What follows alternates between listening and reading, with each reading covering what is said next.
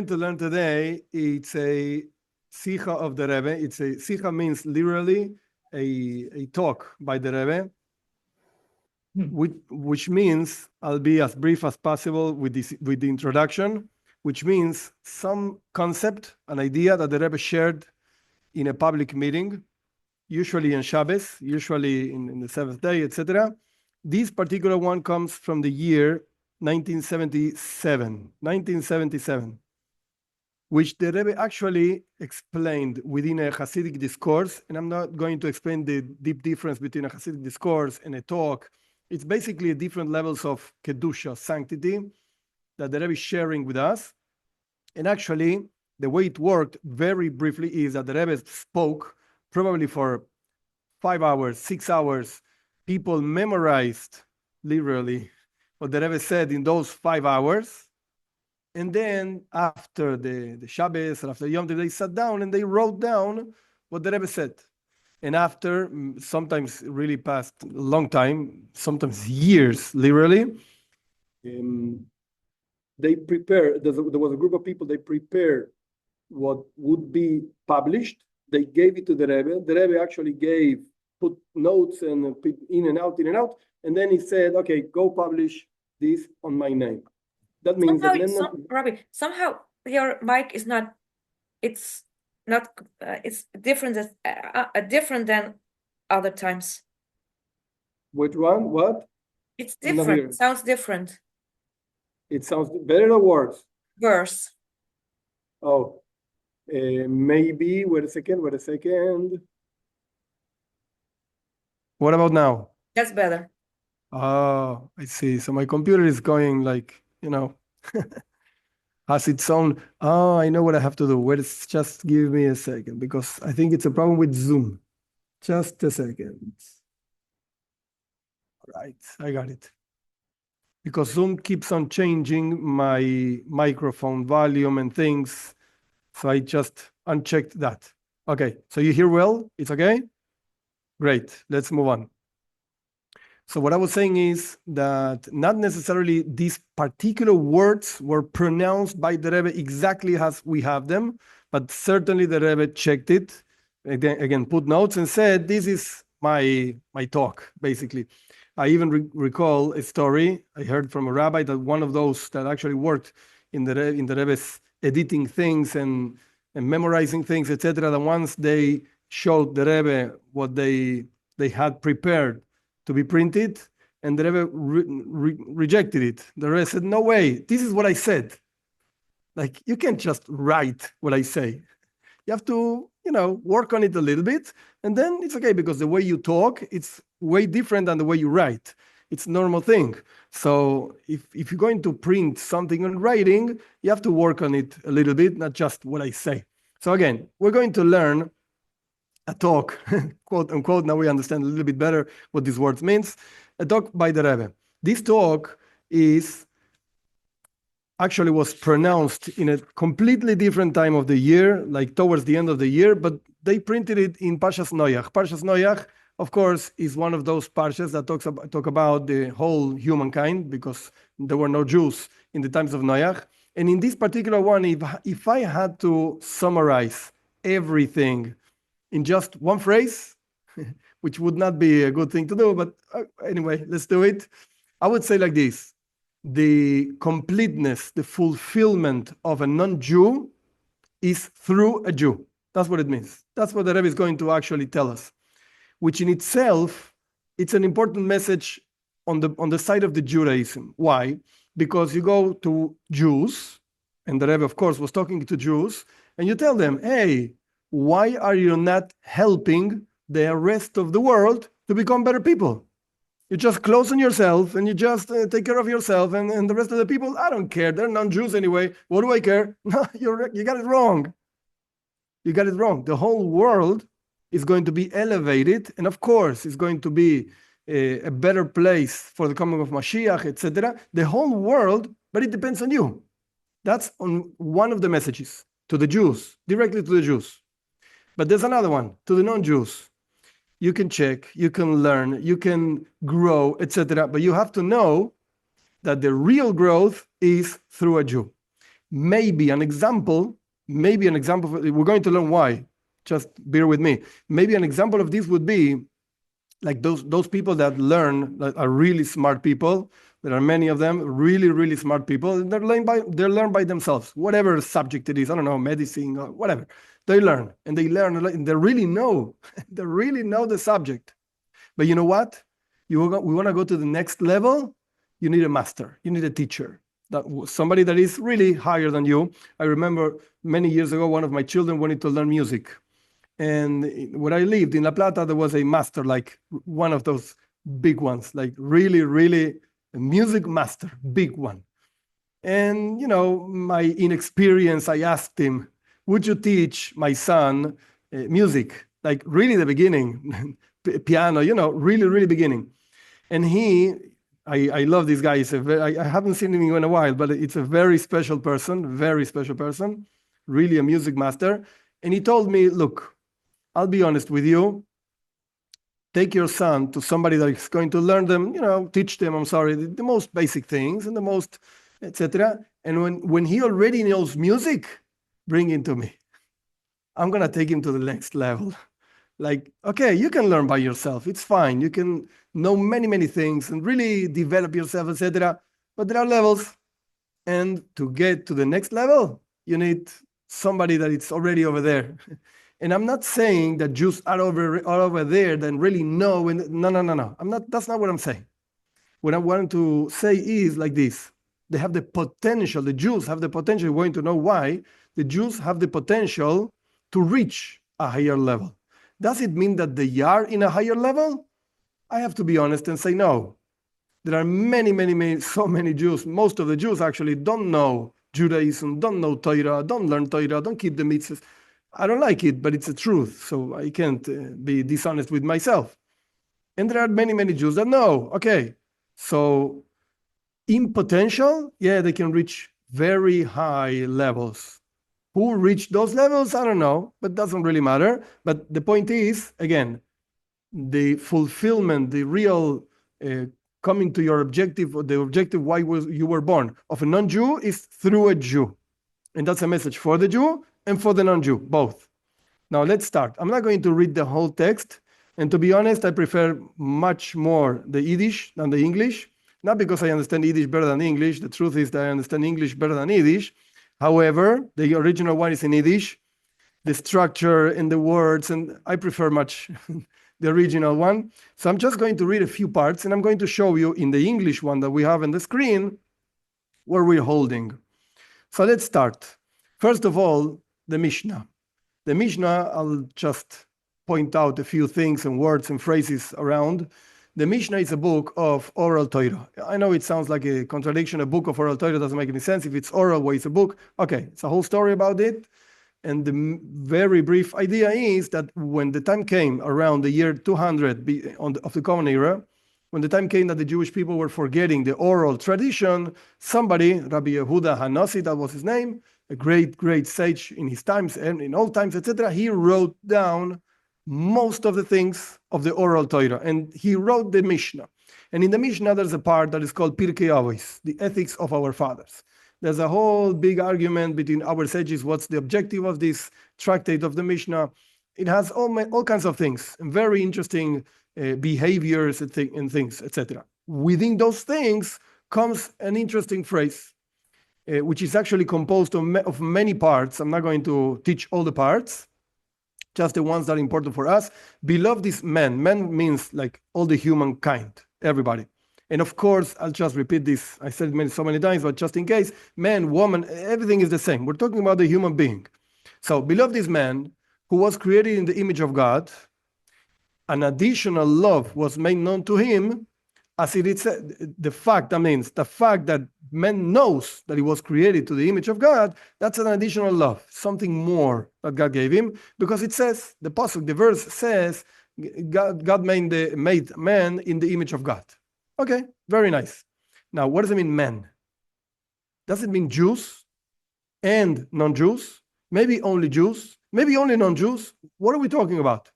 So our commentators, they argue this, definitely. Some opinions say it's just talking about Jews. But the Rebbe is going in this particular talk through the opinion that says, wait a second, man means everybody, Jews and non-Jews. Everybody was created in the image of God.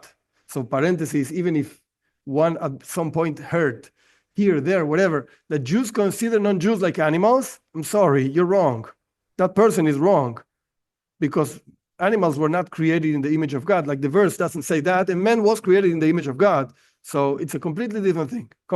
And we're not better animals, developed animals, forget it, evolved. No. We're human beings, not an animal. If a person wants to behave like an animal, okay, he's going to be accountable up there, whatever, after 120 years. But we're not animals. We're human beings. And non-Jews were also created in the image of God, and God informed the non-Jews that they were created also, Jews and non-Jews, in the image of God by telling them, "B'tselem Elokim asa es Adam." God made man in the image of God. Okay. With this explanation, we can understand that when the Mishnah says Adam, man, really means every single human being. And then the Mishnah, this text that we are analyzing, continues and said, oh, the Jewish people, we're going to call it Israel in this particular translation, the Jewish people have other things, like they were given the Torah. Okay, very nice. Something that not necessarily happened to the non-Jews. So we can understand easily the continuation of the text in this book called Mishnah, Tractate, Pirkei Avos, etc., Ethics of Our Fathers. Why it makes a difference between men and the Jewish people? Because it's talking about different types of people. Everybody's a human being, but this one is a Jew and this one is not a Jew. Okay, now, why would the author, Rabbi Noach, that's what it's called, that's what is usually called, Rabbi Yehuda Hanassi was his name, Rabbi Yehuda was his name, Hanassi means the leader, Rabbi Noach, our saintly Rebbe, Rabbi Noach, why did he introduce in the Mishnah that was originally written for Jews, why did he introduce something that apparently is not for Jews? Like, okay, tell me the Jews are whatever, nice people, good people, whatever you want to say. Okay, they were given the Torah, oh, very nice. What do I care that the non-Jews were also created in the image of God? Like, what difference does it make?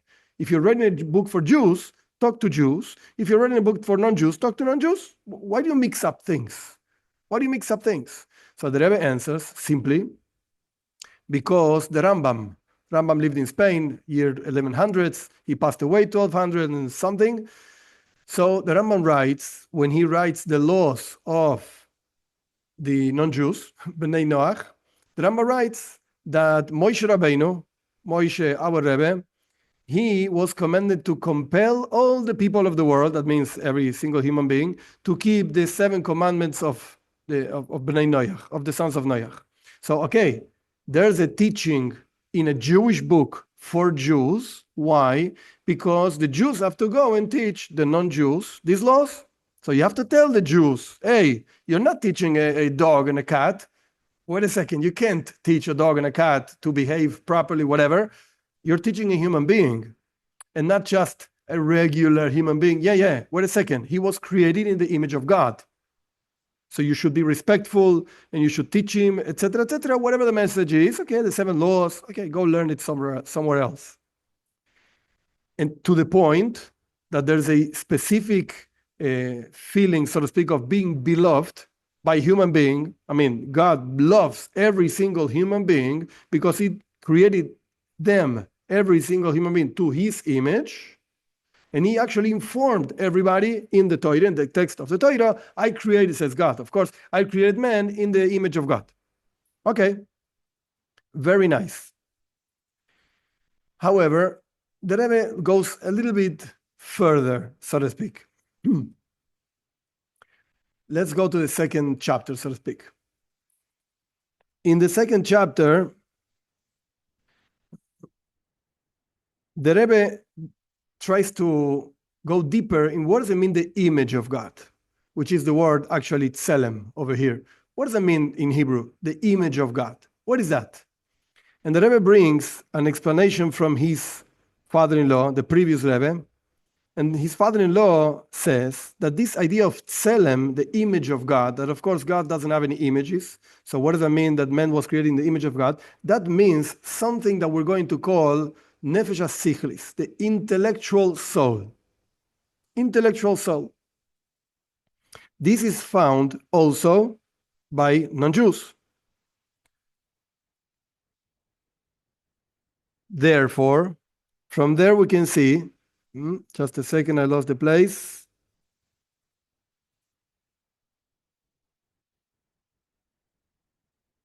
Therefore, that's why the Mishnah brings two particular ideas. Look at the text over here. There's a repetition of language in the words of the Mishnah. On one hand, the Mishnah says, beloved is man that he was created in the image of God. That goes on the nefesh sichlis, the intellectual soul of a regular human being, non-Jew. And then he goes an additional love. The second part, additional love was made known to him that was created in the image. That is talking about two types of tselem, two types of images of God, so to speak.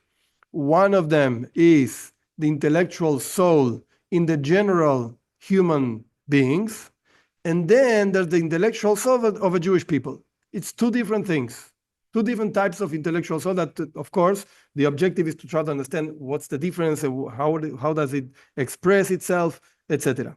So now, first of all, we said everybody was created basically the same. Everybody was created in the image of God. But in that case, why is the Mishnah like separating into two parts this idea of tselem? So again, the previous Rebbe says there are two types of tselem. There are two types of image of God, so to speak. Oh, I just realized that I was not recording.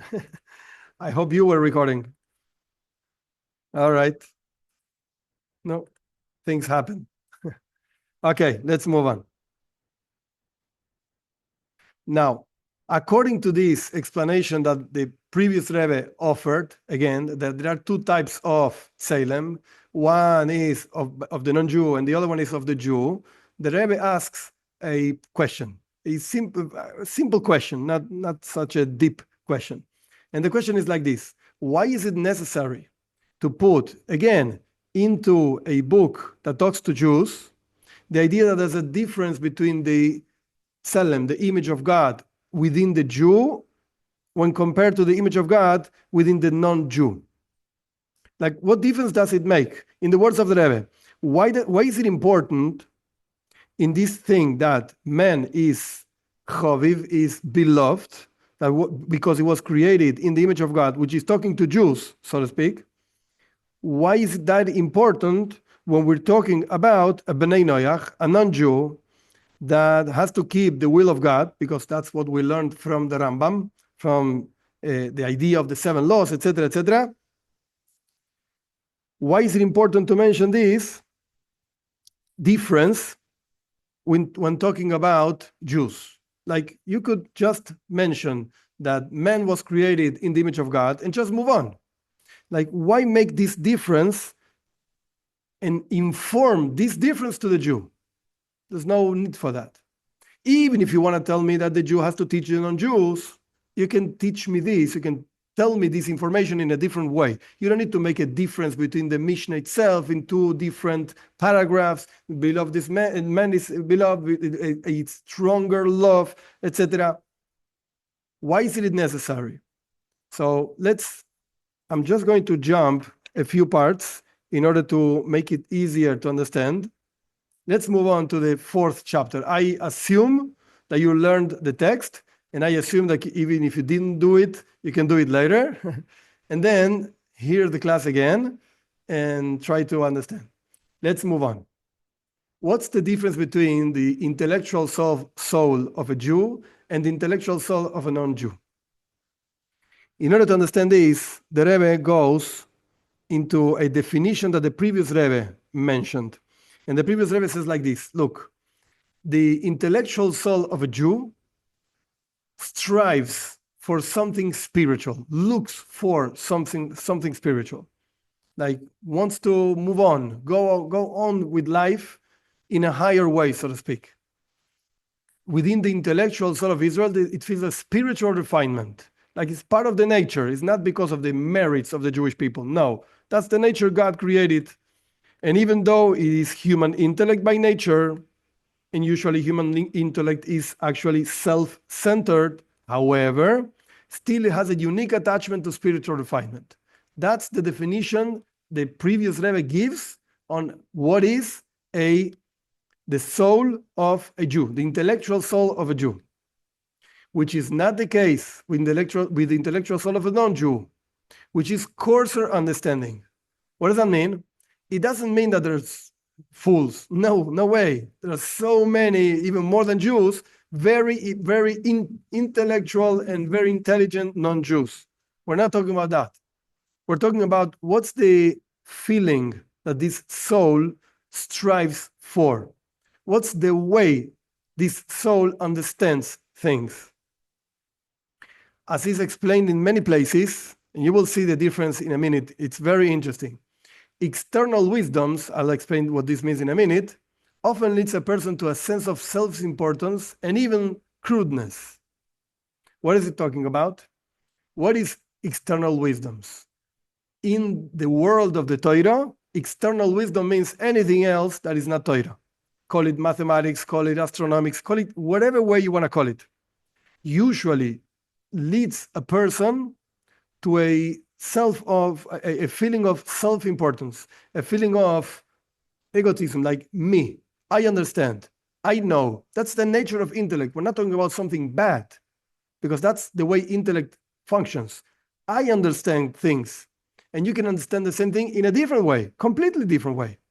It's just your intellect, quote unquote, against my intellect. Okay, we can argue, but the real nature of intellect is to understand things the way I get it, the way I want, and that's fine. And intellect can even find, and we don't have to go so far, like 80 years ago in Europe, intellect took the Nazis, Imach Shemam, their name should be erased, etc.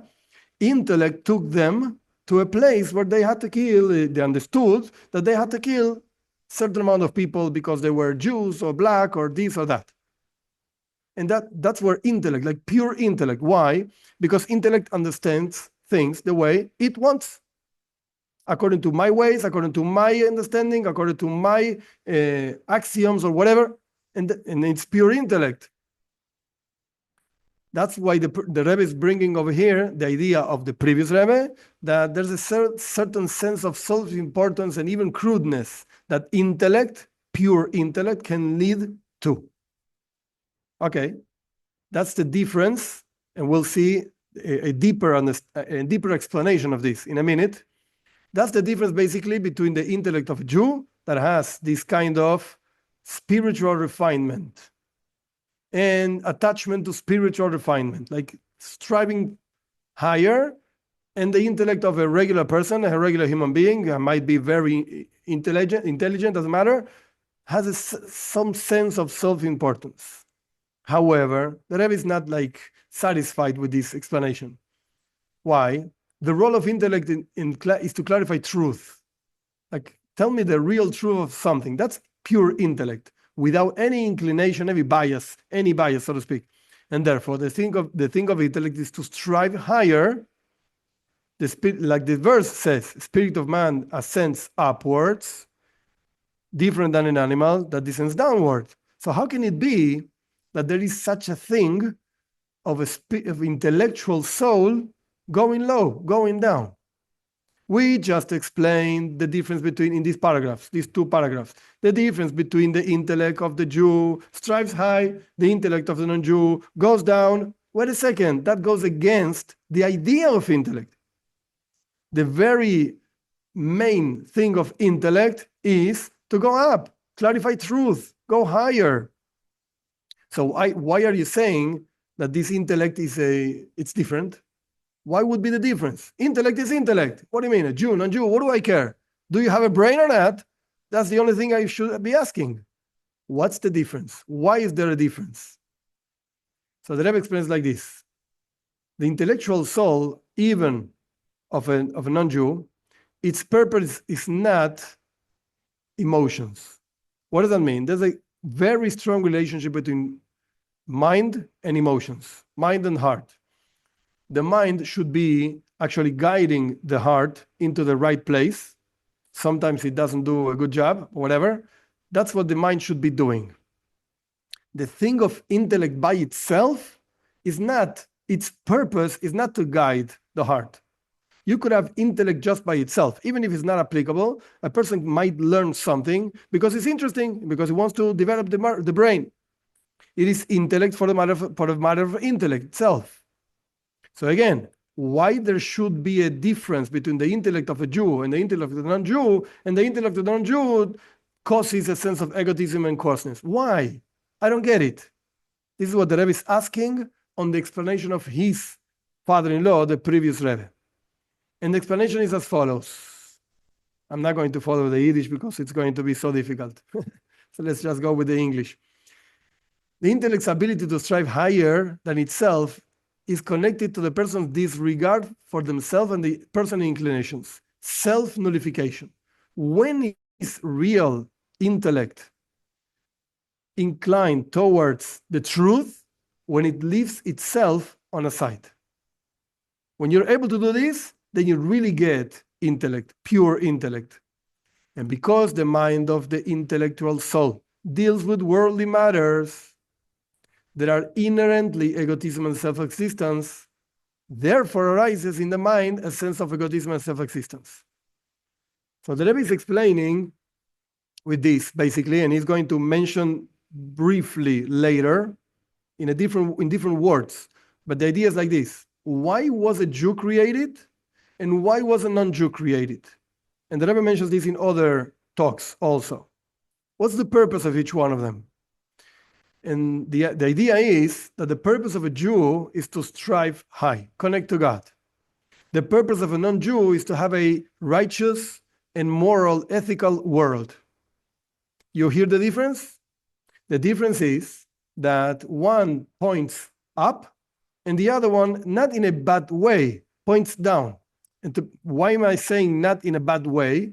Because actually, the Jews can only live in this world when the non-Jews prepare the world properly. They take care of the world. So everybody can live here. And we can bring good God down, and everybody's going to enjoy God's revelation, etc., etc. Very nice. For that, you need a nice world. Let's call it just a nice world, whatever. Who does this job? Non-Jews. But because of the fact that they're more related to the world, therefore, the intellect might get influenced by this and lose this sense of self-nullification. On the contrary, when you deal with the world, you start feeling yourself. I like food, I like sleep, I like alcohol, drugs, blah, blah, blah, whatever you like. Because you're dealing with this, you get influenced by this. You get in touch with these things, as the Talmud says, when a person deals with a dirty person, when you actually fight or whatever, with a dirty person, you get dirty. There's no way of going out of that. And basically, this is the idea. And the Rebbe explains like this: the fact that the intellectual soul of the Jew, also deals with worldly matters. It's human intellect, and has indeed a unique attachment, like the previous Rebbe says, to spiritual things, is not because the Jew has a divine soul and is above generals. It's not so much from itself, but because the Jew has a divine soul. And the divine soul generates this idea of self-nullification. What is the Rebbe saying over here? Look, if you deal with intellect by itself, pure intellect, and intellect would not be, it's a theoretical case, and intellect would not be influenced by the world, well, the intellect of a Jew would be the same exact intellect as a non-Jew. Same thing. Just intellect, pure intellect. But the truth is that the intellect of the non-Jew is related to the world because that's his task in the world, or her task, whatever, in the world, to prepare the world for the coming of Mashiach. How do we do that? By being ethical, by being moral, by sharing morality and ethics, etc., through the whole world. That's their job. Fine. And the Rebbe explains in a different place, not in this particular talk, that with that we can understand, with this idea, we can understand why the Jew, when he makes a transgression, there are different types of punishments applied to them. And when a non-Jew makes a transgression of the 7 commandments, etc., the only punishment around is death penalty. Why? If a Jew steals, he has to give it back. If a non-Jew steals, you have to kill him. Today we don't kill anybody, don't worry. But what's the difference? Why? And the answer is very simple, according to what we just learned. If the purpose of the non-Jew in the world is to prepare the world for Mashiach, is to prepare the world to be an unethical place, a righteous place, etc., and he is going against that, he is going against righteousness and he goes against morality, etc. Why? Because he's stealing, he's killing, etc. He lost his reason of being. Why do you exist? There's no reason why you should exist, because you're going against your own self. That's why he gets death penalty. Like, look at it in a different way. It's not that the Torah says, if you do this, you get that, I'm going to give you this. No, it's an automatic thing.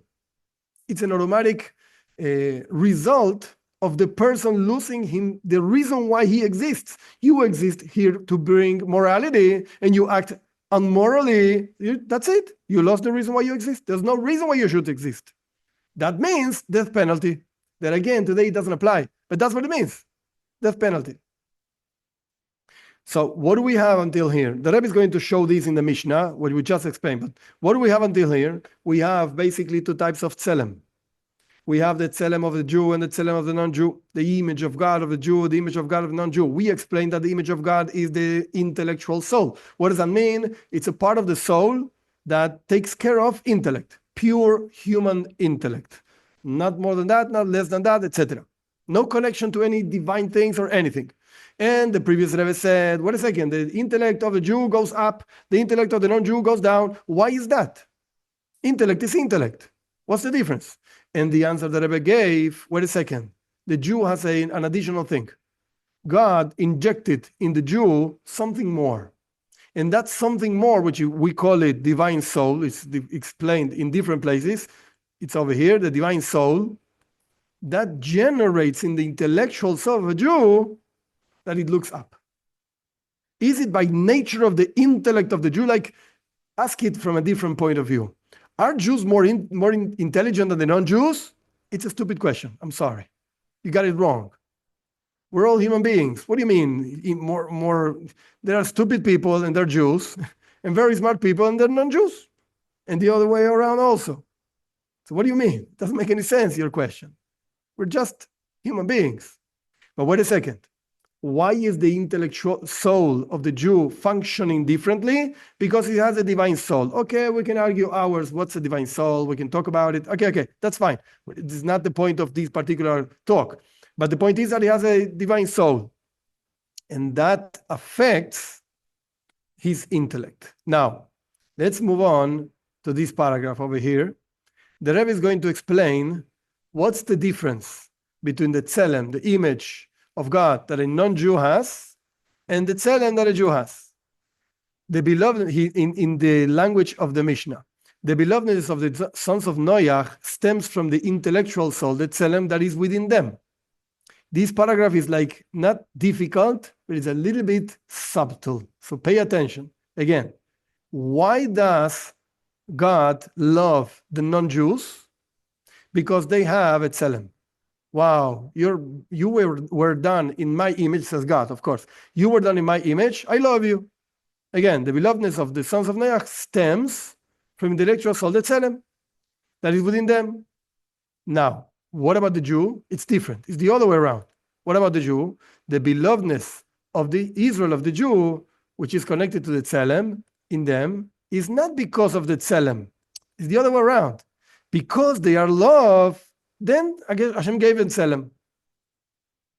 It's the other way around. It's exactly the opposite. God loves the non-Jew. Why? Because he has a tzelem. Now, God loves the Jew. Therefore, I'll give him a tzelem. It's the other way around. Now, with these ideas, we can understand what the Rambam brings. And now the Rebbe is going again to take this to the next level, so to speak. Does it mean that the non-Jews are, so to speak, whatever, quote unquote, doomed? That's it. No way to elevate yourself. No. And the Rebbe is going to say it very clearly. Very interesting. This is the explanation of the Rambam's ruling that Jew must compel all the inhabitants of the world to accept the commandments of Noach. Why? What does that mean? In order for the service of a Noahide in fulfilling the commandments is appropriate, you really want to serve God, he, the non-Jew, cannot rely on his own reasoning. Why? Because their own reasoning, their rational soul, might lead them to coarseness. Look again, 80 years ago, Europe, Nazis, Imach Shemam, their name should be erased. They were very smart. They were not crazy people, very smart people. But their intellect led them to coarseness. And again, everybody knows what we're talking about, I assume. So how can a non-Jew actually fulfill his commandments appropriately and serve God the way God wants? It must be connected to the Jew. Because the Jew has a divine soul, and that takes the person up, so to speak, inclined towards serving God, and etc., beyond whatever a person might understand. That makes, look at these words, are very, you have to understand, again, this is 1977, as we mentioned before, nobody was talking about this in the whole Jewish world. Forget it. Who cares about the non-Jews? Didn't you see what they did to us a few years ago? Like 77 is like 30 years ago. Didn't you see that? Forget it. Who cares? This is like completely revolutionary, what the Rabbi is saying, and when is he saying this, etc. How is it saying this? So, again, look at these words. When the Noahide is directed by a Jew, his tselem is complete. And then he also strives up. Is it doomed to be a non-Jew that is looking down, his intellect looks down and forget it, your course, your blah, blah, blah? No. Learn Torah, guided by the proper person, the proper people, etc., the proper way, and you become just looking up also. It's just that you have to go through the Jew. Why? Why the Jews? Why not the Indians? Why the Jews? Because they have a soul, a divine soul. Why? Okay, go ask God why he chose these people. That's a question I can't answer. But that's the reality, that the metzius, we say in Hebrew, that's the existence. That's what we have. So by going through the Jew, a non-Jew can also reach very, very lofty heights. Therefore, so we go back to the question, the original question. It is important to mention that beloved is in the Mishnah, beloved is man, Noahites, because they have a tzelem, and also that there's an additional love that God is showing, which means the tzelem, the image of a Jew. Why is it important? Because the Noahide must know that the perfection of their own tzelem depends on the perfection of the tzelem of a Jew. And the Rebbe is not saying this, but you can actually imply clearly. When the Jew refines himself or herself, whatever, then he's able to also refine the non-Jew. If the Jew starts behaving just like another person, just like a non-Jew, he's also going to be coarse. You're going to tell me you have a divine soul? Yeah. As we mentioned before, you have the potential to really reach lofty heights. Are you there? No. You're coarse. Because why? Intellect is intellect, by the Jew and by the non-Jew. You're going to tell me that the previous Rebbe said that the intellect of the Jew looks high, and the intellect of, yeah, that's in potential, because you have a soul, because you're Jewish, you have a soul, very nice. But if you're not using it, it doesn't work by itself. The Alter Rebbe mentions in Tanya, in chapter 18, that certain situations in life might awaken the divine soul within the Jew, and he's going to behave, so to speak, properly according to the situation. But it's just in certain situations, not just a given. Yeah, you're always, no, you're always nothing. Again, most of the Jews don't really keep Torah mitzvahs, don't really fulfill the commandments, etc., etc. No, I'm sorry, no. And some of them are also coarse, much worse than most of the non-Jews. Why? Because intellect is intellect. And when it gets in contact with coarseness, it gets coarse. With this, we're going to understand something very interesting in the Rambam. The Rebbe puts this into brackets because it's not the main thing, but I think it's interesting to understand. Basically, when the Rambam is explaining the laws of the non-Jews, the Bnei Noach, in his book, Mishneh Torah, etc., he brings something puzzling. He says that if a non-Jew keeps the commandments because his intellect or her intellect, it's the same, dictates that's a right thing to do, moral, ethic, etc., don't kill, don't steal, etc., etc., then he's not one wise person. This is what the Rambam says. You're not wise. You're not really, why? Why not? Apparently, you're a wise person. Don't kill, don't kill, don't steal, etc. It's fine. You have the proper information, and you're keeping it, and you're doing it, and you're teaching it. Why are you not called a wise person? You're only, says the Rambam, you're only called a wise person when you fulfill the commandments because God told Moshe in Har Sinai, in Torah, and Moshe told it to the Jewish people, and we're compelling all the non-Jews to fulfill, etc., etc. Then you're called a wise person. Why? And the Rebbe is explaining in a very simple way. Because if a person fulfills the commandment because of your own judgment, there could be a problem over here. There could be a problem of coarseness, of reaching the craziest conclusions, as we saw already in history. So then that's why the Rambam says you're not really wise if you came to the conclusion of don't kill, don't steal. No, that doesn't mean wise. No, that's a worldly thing. Everybody would do it because it makes sense. When are you really wise? When you keep this because the Torah says, and God gave this to Moshe Rabbeinu in Mount Sinai, etc. That really makes a wise person. Why? Because his intellect gets really upgraded, so to speak, because he's connected to the intellect of the Jew, and the intellect of the Jew is connected to his divine soul. So everybody gets upgraded, so to speak, by this connection. At the end, I'm not going to explain the whole thing. I prefer give room to questions. I assume you can read it by yourself. At the end, the Rebbe is talking about the body of the Jew, that the fact that God chose the Jewish people, that gets expressed in his body, not necessarily in his soul, because the soul is a part of God. So God is not really choosing himself, so to speak. He's choosing something else, quote unquote. There's nothing else but God, but that's why I'm not reading this thing. It's a deeper thing, and I don't think it's going to really make any change, any difference on what we're learning right now.